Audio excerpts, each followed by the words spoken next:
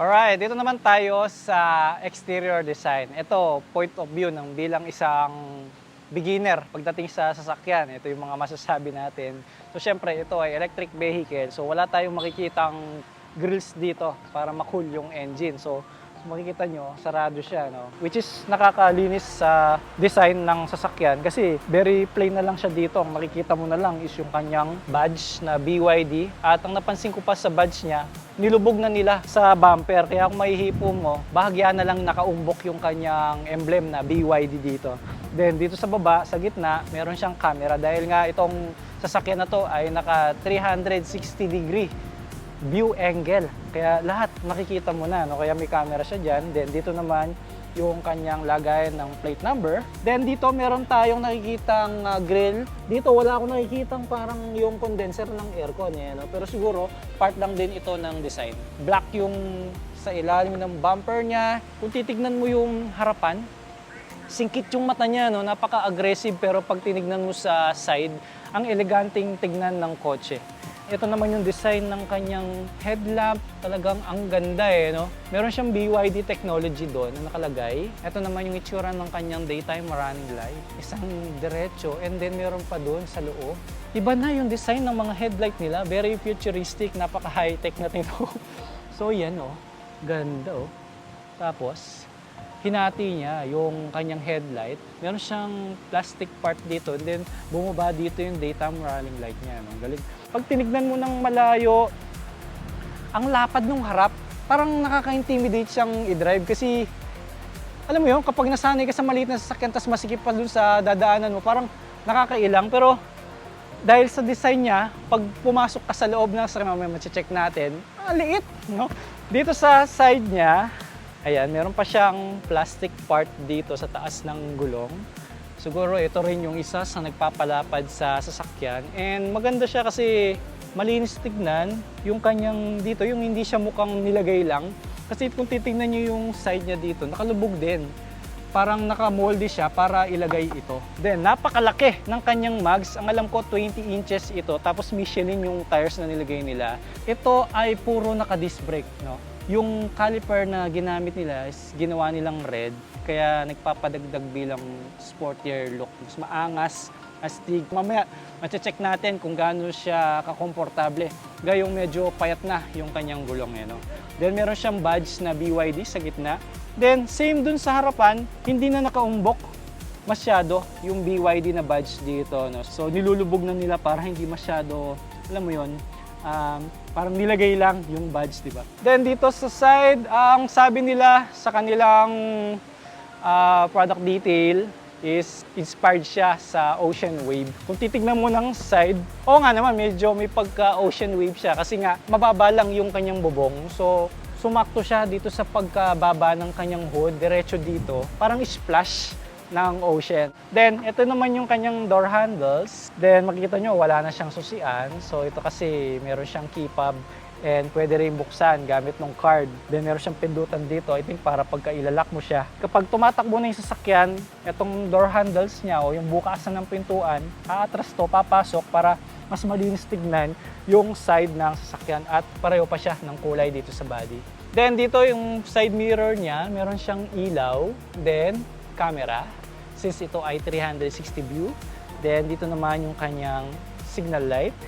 Then meron din siyang indicator kapag merong sasakyan. Dito sa side ng sasakyan, iilaw yung kanyang side mirror. Meron siyang indicator dito na triangle. Ngayon, ang napansin ko dito, kumpara sa mga ibang SUV, kasi tinawag nilang SUV to. Dito, medyo okay pa yung taas ng kanyang bubong. Pero pagdating dito, papunta na siya sa pababa na siya no? So, mamaya makikita natin kung maluwang ba o nakakasikip, ganon. So, padiretso siya dito at ang pinakagusto ko pa dito, ito yung kanyang spoiler na, alam mo yun, ang ganda ng pagkaka-design. I mean, hindi siya yung parang nilagay lang na hindi siya bagay. Pero ito, spoiler as one yung design niya. Kaya ang ganda niyang tignan din. Yung brake light nandito, napakahaba for added visibility. Then, Ngayong tinitignan natin itong kanyang maliit na spoiler, nakikita natin may black yung bubong niya, parang naging two-tone tuloy yung design ng sasakyan. So, yan po kasi ay glass. Alright, dito naman tayo sa likod. So, ito yung sinasabi ko sa inyo na parang yung patak ng tubig kapag nag-wave yung ocean. So, kung makikita nyo malapitan yung design ng ilaw niya, meron siyang takip na ang design is mga drops ng tubig. Then, meron siyang BYD technology ulit dito. At yung kanyang signal light, eto na lang yung guhit na yan.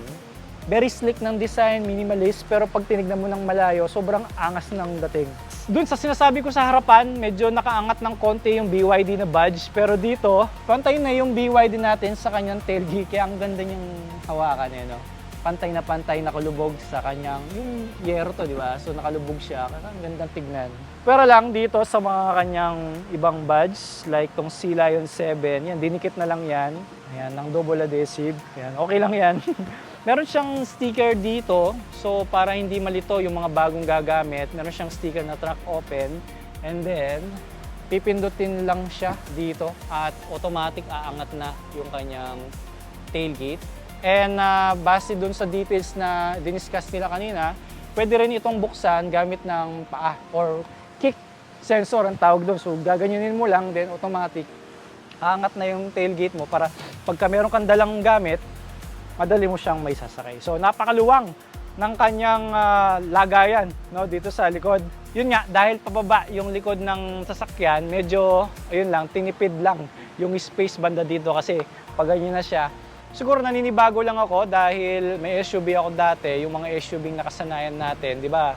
Hanggang dito, tapos biglang gaganon yung kanyang likod. So dito, dahil siguro mas pinakompact nila, mas pina-sporty yung dating, kaya mababa na lang yung dito, no? But anyway, malapad naman yung lagayan, kaya okay lang. Then pagka ibababa na natin, o i-close na yung tailgate, pindutin mo lang to, then yun, automatic na siyang bababa. And, o nga pala, meron nga pala tong sensor pagka accidentally naipatong mo dyan yung kamay mo, may sensor siya para hindi siya totally magsasara. Maiwasan natin yung pagkaipit ng ating mga daliri. Try? Try? Basta pag naipit yung kamay ko, may BYD ako. Yung bumper niya, hindi siya boring tignan, no? Kasi instead na ang ginawa nila is yung bumper is ganito lang yung kulay. Kita nyo, meron pa siyang black plastic dito at may pagka ganyan pa, oh. Simpleng-simple. Then ito naman yung kanyang mga sensor. Katulad din sa harapan, ito naman yung, I think kasi ayokong buksan. Ito yung pagka meron kang hihilahin, doon mo ipapasok yung parang hook, ganon. So tatanggalin mo yung takip na yan. So nilagyan nila ng takip para malinis lang tignan, okay? Then ito yung para sa plate number. Then may sensor siya, dalawa. Yung bumper niya, no, napakalaki kasi mula dito sa taas ng taillight hanggang sa baba na yun. So buong bumper na ito.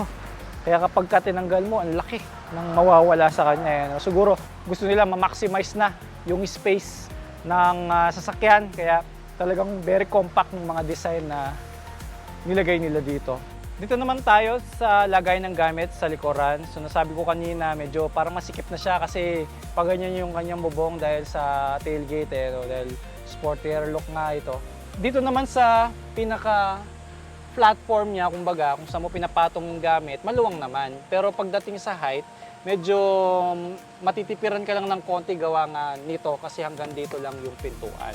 Ngayon, may ginawa si BYD naman na bumawi naman sa haba. Kung hindi kaya ng taas, bumawi naman sa haba dahil kapag itinumba mo yung sandalan ng upuan sa likod, like now,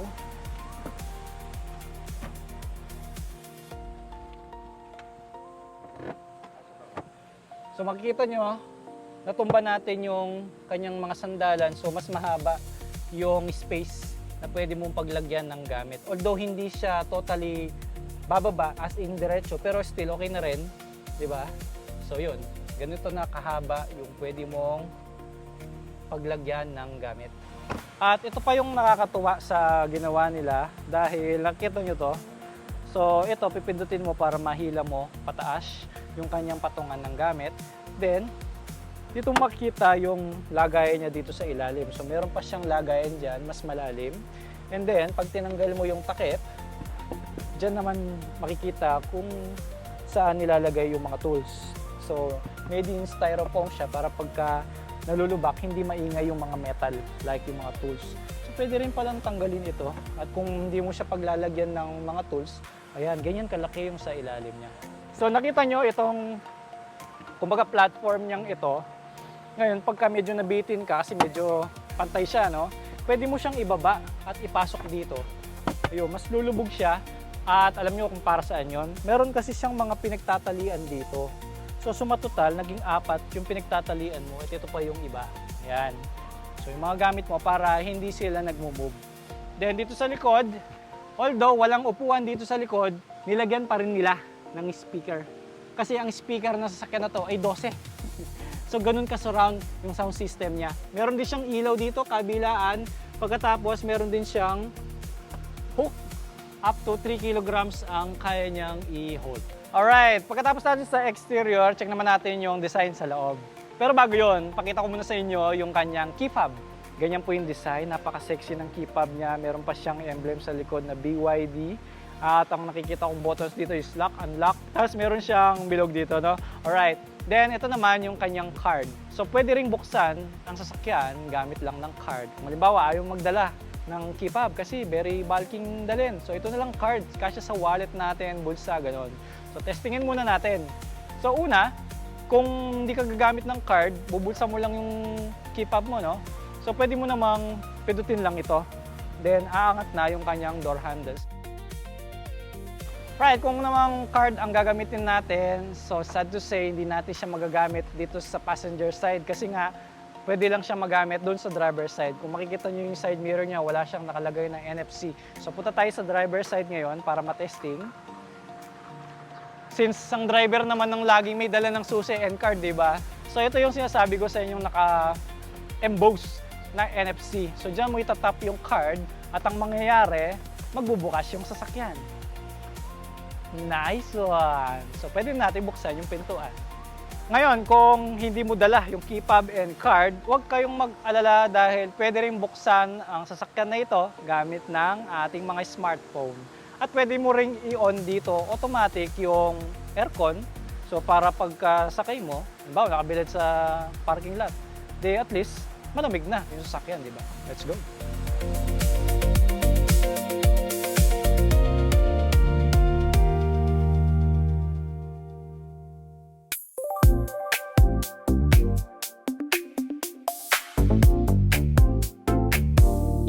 Okay, nasa loob na tayo ng BYD Sea Lion 7. At ngayon is on lang natin siya. Pipindutin lang natin ito para mag-start na yung mga accessories niya. And then syempre on natin yung aircon. Pwede natin i-adjust dito. Yan yung kanyang level ng temperature. Right? So sagad natin sa low. Then yung upuan niya, syempre i-adjust natin based sa height mo, kung saan ka komportable, ganun. Pwede rin i-adjust yung height, i-atras, ganyan. Electronic control din siya, pati yung sa passenger side. And then yung manibela naman, telescopic. At pwedeng itaas at ibaba. Then yung mga controls, nandito lahat, especially yung sa phone. Then sa cruise control, lane departure assistance. Then, yung adjustment ng speed kapag naka-cruise control. Then, may magandang badge dito ng BYD. Alright. Ganda ng design ng manibela. Very sporty. Then, sa dashboard naman tayo, puro mga leather. Yung kanyang mga materials, may totoong stitch pa. Paikot yan hanggang sa pintuan. Hanggang sa likod, actually. So, pagdating sa interior, materials, hindi tinipid. Ganda ng design niya dito. Parang suede, no? Ganda, oh. So, yung dito is Napa leather. Dito, smooth yung texture. Dito, medyo magaspang. Ayan, oh. Ganda. Tapos, iba yung kulay ng mga buttons niya. Hindi siya talagang bright silver, dark silver siya, no? May pagka metallic gray or gunmetal gray, no? May pagka carbon fiber pa na design yung dito. Then, yung manibela, medyo matigas, no? Pero totoo yung stitch niya, no? Una kong mapapansin dito yung kanyang infotainment display, ang laki. Tapos pwede pang ikutin, no? Depende sa trip mo. Kung gusto mong mag-ways na nakatayo or nakahiga or pag nanonood ka ng video, pwedeng landscape and portrait. Then dito, yung instrument panel natin, super cute ng mga letters. Punong-puno siya ng details at yung mga importante nandyan lahat. Which is okay kasi lalo na yung tire pressure monitoring, meron pa siya dito. Napaka-importante niya. No? Sa cam view naman, dito ako natuwa. Parang laruan, napakaliit. Tapos dito, every time na magpapalit ka ng options dito like reverse, neutral, and drive, so lagi lang naka-apak yung paa mo sa preno. Okay? Tapos dito, yung pagpindot, kung mapapansin nyo, wala siyang division, no? Hindi siya naka-cut ng ganyan. So pag pinindot mo tong auto hold, gaganyanin mo siya. Yung hazard, ganyan siya. Ayan, no? Then dito naman yung controls ng on and off ng aircon. Then kung gusto mo ng auto, yung kanyang temperature, pwede rin. So yung controls ng blower natin, yung fan is sa infotainment display na rin siya. So lahat ng options dito sa sasakyan ay dito mo makokontrol. At pwede mo rin siyang iset kung ano yung mga gusto mo lang makita sa kanyang home screen. Sobrang high-tech. Parang cellphone talaga or tablet. Nandito yung signal, nandito yung connection ng internet, Bluetooth and Wi-Fi, oras, nandyan din. Ang nagustuhan ko sa mga electric vehicles, no, ang lalaki ng mga compartments niya. Meron siya dito para sa cup holders, yung kanyang, actually ito yung handle ng pintuan. Tapos dito yung bukasan ng pintuan, hindi na siya dito, no. Ganyan siya inaangat. So kapag after mong mag-drive, 2 beses mo siyang iaangat bago siya bumukas for safety. Then, dito, meron tayong wireless charger. So, max is 50 watts. Papatong mo lang dyan yung phone mo and then automatic magcha-charge na siya like now. Yan, charging siya. Not sure kung dito sa kabila is ganun din. Tingnan natin. Ayun, wala siya. Dito lang sa kaliwa. Same sa mga ibang advanced technology ng mga sasakyan. Pinipindot na lang yung parking brake, ganon. May modes din tayo dito for sports, touring, ganon. Then dito naman yung volume ng ating media. And ang maganda dito, meron pa rin siyang mga physical buttons na mga common na kinokontrol natin para habang nagda-drive ka, hindi mo na kailangang pumokus pa dito sa infotainment display. At least dito lang nararamdaman mo kahit na madilim. So meron siyang mga lagayan dito, napakalalim, oh. So meron siyang silver touch dito with parang carbon fiber na pattern, no? Galing. O kaya parang kaliskis ng bangus, no? Then dito, mukhang umiilaw din siya. Ayan, oh. Meron siyang para siyang display din. Then for safety naman, 8 yung kanyang airbags. Meron siya sa mga sides, dito sa manibela, passenger side, then sa passenger dun sa likod. Then dito ako na-excite kasi napakalaki ng salamin dito sa bubong, no? Pipindutin lang siya. Ayan, then automatic na siya, oh. Then black yung interior, napakaganda, napaka-premium. Then kita mo naman yung upuan niya. Pang sporty yung dating and meron siyang tigayakap dito sa tagiliran natin, kumbaga bucket seat yung tawag dyan, no? Pero hindi sobrang pang sporty. Ano pa rin siya, pang daily pa rin siya. Pero kahit na medyo lumiliko-liko kang ganyan, banking ka kunyari, so meron pa rin humaharang dito sa gilid, no? Dito naman ako ay 5'7" ang height, so medyo saktuhan lang yung bubong ng sasakyan na to, no? Kung mapapansin niyo yung windshield, masyadong mababa siya. So para yan sa aerodynamic, no? Para mas sasabihin ko sana parang fuel efficient, wala nga naman palang makina to. So para mas maganda yung aerodynamic, maganda yung pagdadrive mo, mas stable ka, ganun. At kung mapapansin nyo dito, meron siyang nakalubog. So yan ay para sa HUD or head-up display. So dyan mo makikita yung cruise control speed mo, kumbaga, or yung speedometer and lane departure assist. Ayun. So sobrang high-tech. So, hindi mo na kailangang tumingin dito. Doon ka pa rin nakapokus sa kalsada. Alright, so excited na ako. Don't forget to wear your seat belt bago tayo mag-drive. Kapag medyo pagod ka na at gusto mong mag-control dito sa loob, pwede rin siyang mag-voice control. Like yung aircon, temperature, ganon. Like sasabihin mo lang yung high BYD. Then, please say it. Oh, di ba? Sorry, I didn't understand. Oh, pero hindi nga lang Please siya put it in another way. nakakaintindi ng Tagalog, no? So, ulitin natin. So ngayon, try natin. No? Hi BYD, I'm here. turn off the aircon. The air conditioning has been turned off. Turn on the aircon. Okay, the air conditioner is set to cooling mode. Nice one. Galing, di ba?